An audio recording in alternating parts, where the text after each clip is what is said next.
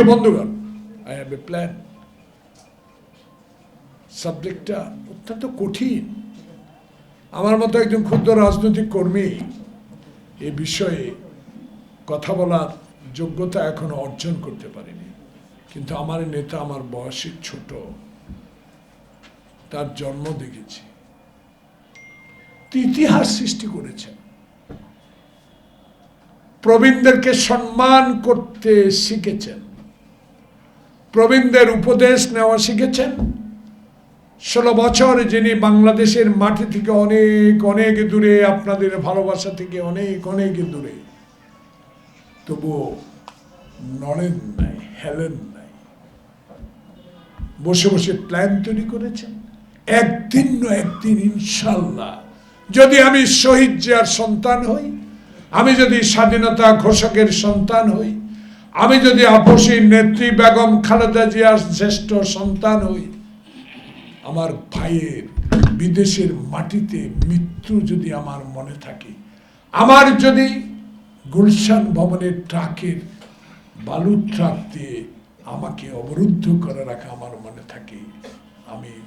দেখতে পেয়েছি আমার মাকে যেইভাবে অপদস্থ করেছে, 5টি বছর কারাগারে রেখেছে অন্যায়ভাবে। আমার মাকে মেয়র ইলেকশনকে কেন্দ্র করে কারণ বাজারে হত্যার চেষ্টা করেছে। আমার মাকে স্লো পয়জনিং দিয়ে এখন আস্তে আস্তে সবকিছু বেরিয়ে পড়ছে। হত্যা করার চেষ্টা করা হয়েছিল। সে মাকে নিয়ে, সে মায়ের বাবার আদর্শকে বাস্তবায়ন করার জন্য 16টি বছর দেশের বাইরে থেকে বাংলাদেশের মানুষের জন্য যে প্ল্যান তৈরি করেছেন, সেই প্ল্যান অনুসারে আগামী 12 তারিখে এই ইউনূস সরকারের এই নির্বাচনকে যদি বাংলাদেশের মানুষ সুষ্ঠু ভোটের মাধ্যমে বাংলাদেশের আগামী রাজনীতিকে সঠিক করে তোলার জন্য, গণতন্ত্রকে রক্ষার জন্য, আবার দুঃশাসন আসবে না, সেজন্য যদি আবার একটি ভোট আমি দিতে পারি, আমার দৃঢ় বিশ্বাস 55 বছরের রাজনৈতিক অঙ্গনে আমি একজন রাজনৈতিক কর্মী হিসাবে আমার ডানে বামে অভিজ্ঞ সচিব, রাজনৈতিক নেতা, যাদের সাথে রাস্তায় আন্দোলন করে জেলখানায় একই টেবিলে ভাত খেতে পেরেছি, তাদেরকে আশ্বস্ত করতে চাই,